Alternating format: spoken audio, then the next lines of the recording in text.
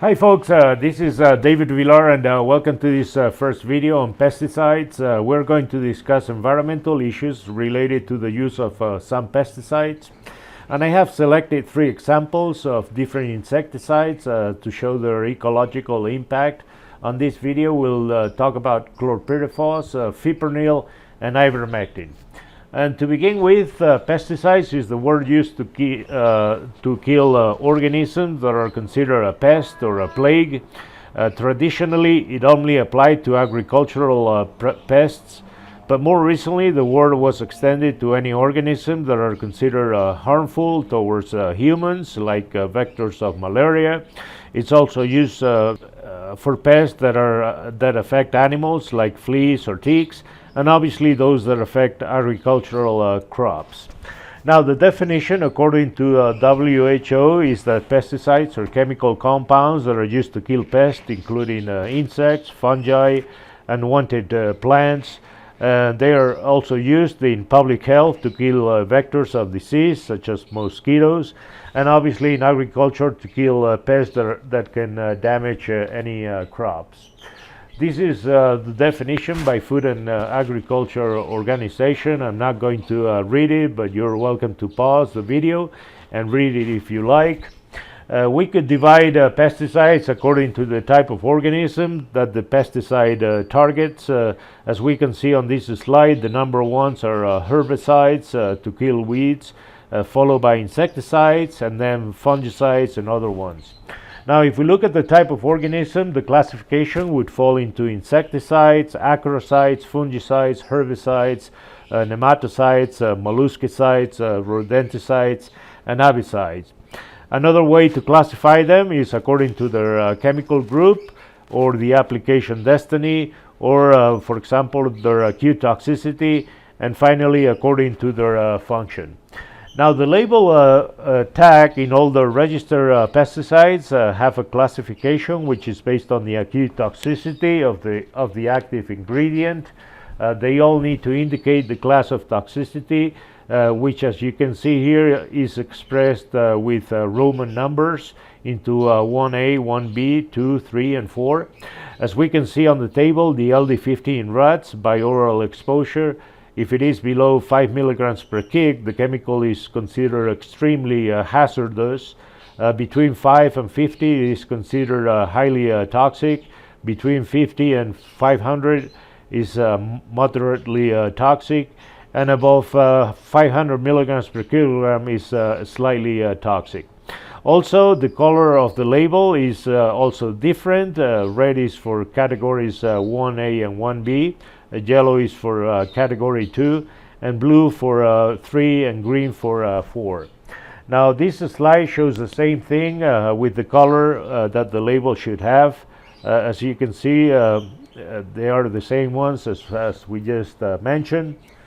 And the signal words that will indicate how toxic they are is danger for highly toxic ones, warning for moderately toxic, and caution for slightly toxic to relatively non-toxic.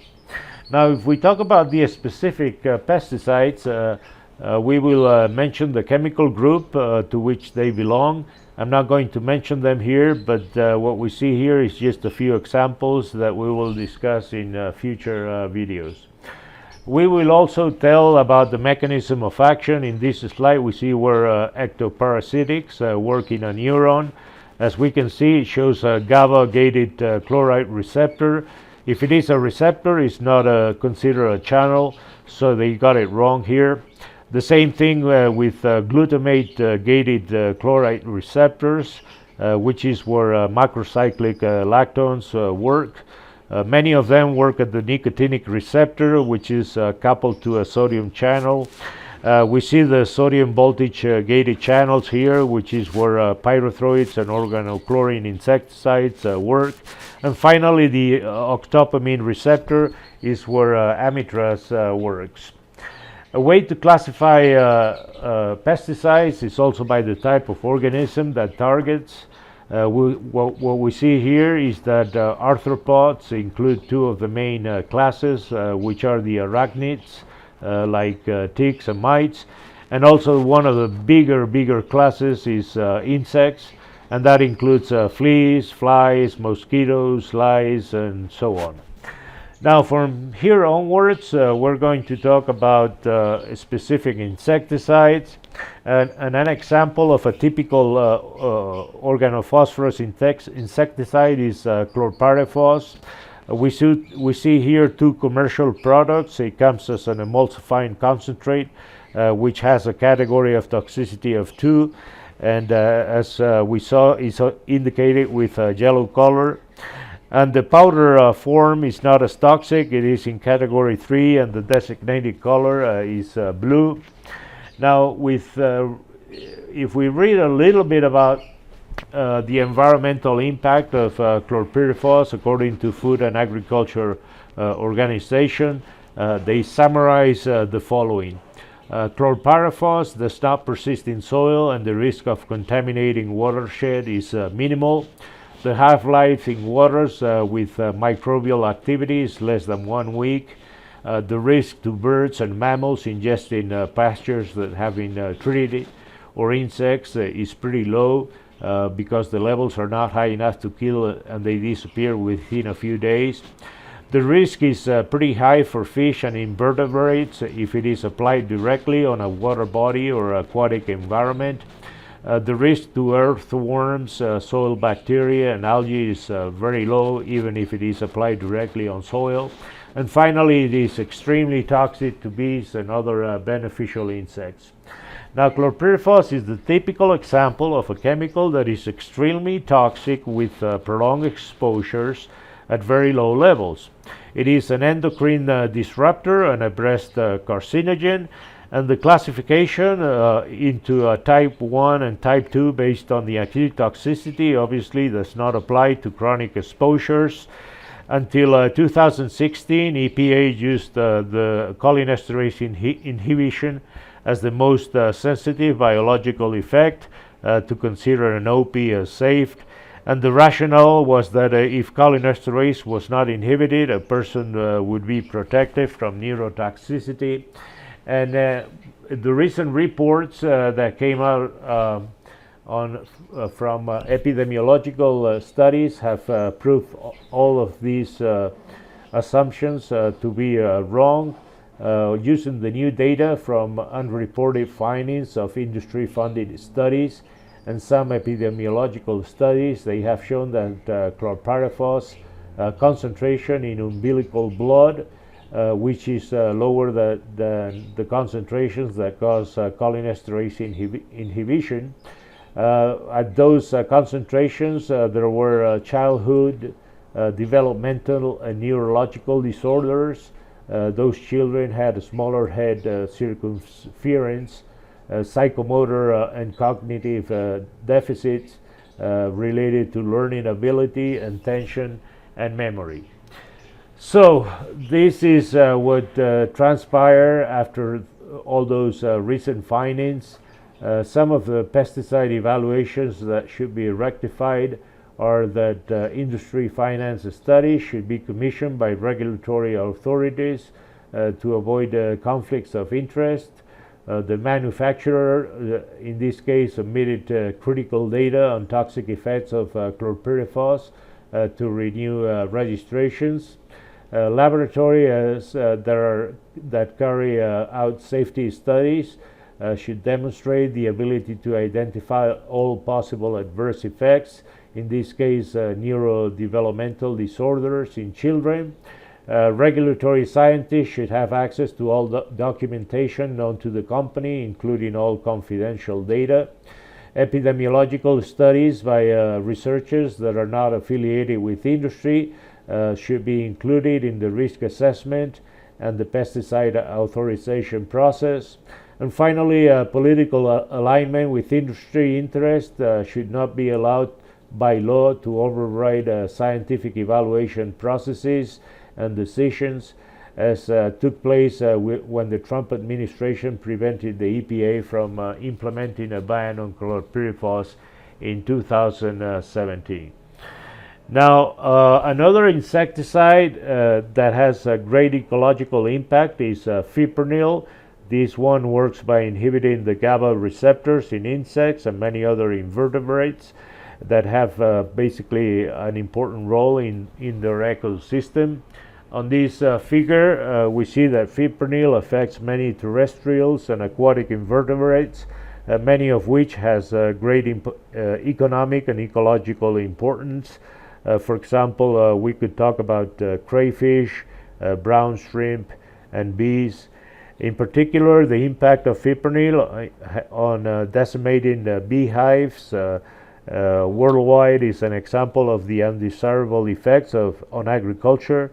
As you know, bees are pollinators, which are necessary for fertilizing many crops. And the impact on bees has been instrumental in banning fipronil from agriculture in Europe and restricting many of its uses in the US, for example, in rice. Many species are affected by fipronil, and those species are biological predators of the same pest that we're trying to control. And another important impact is obviously disrupting food chains, whether it's terrestrial or aquatic in aquatic ecosystems. And finally, another insecticide that I would like to discuss here that has a wide impact on many non-target organisms are the ivermectins. They work by agonizing GABA receptors. They have a translaminar effect when you apply it on plants. That means that they don't travel long distances, maybe just within the leaf.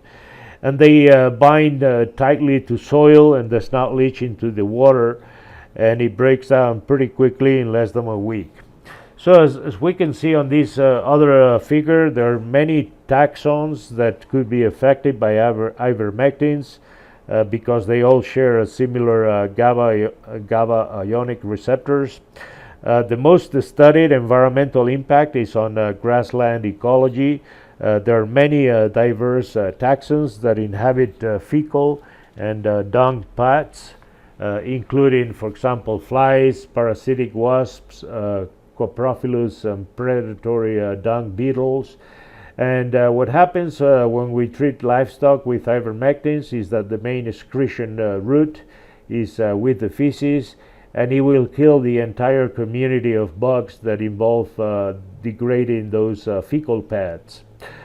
There are at least 450 species of arthropods that have been found in cattle dungs, of which probably the beetles are one of the most important degraders. In those paths that are not decomposed by in the pasture, basically those nutrients will not be recycled and the soil will not be aerated, and this can cause an almost 5% reduced pasture area on a given year. On this figure, we see the time it takes for adult insects to appear in dung fecal paths from cattle that were treated with topical ivermectin. And as we can see, even applications 12 weeks earlier will reduce the numbers of dung-feeding flies, parasitic wasps, dung-feeding beetles, and predaceous beetles. The species selected on this figure represent some of the main species of 20 distinct families that have been identified in fecal paths. So as you can see with these examples, there are insecticides that have far-reaching consequences beyond the target species that we're trying to control. And in the case of chlorpyrifos, one of the consequences were even physical and mental health of children that were never studied until the last couple of decades, and they have been instrumental prohibiting all the uses of chlorpyrifos in agriculture and veterinary medicine. So in the next video we will discuss similar issues for herbicides. So thank you very much guys for listening, and I'll see you on the next video. Bye bye.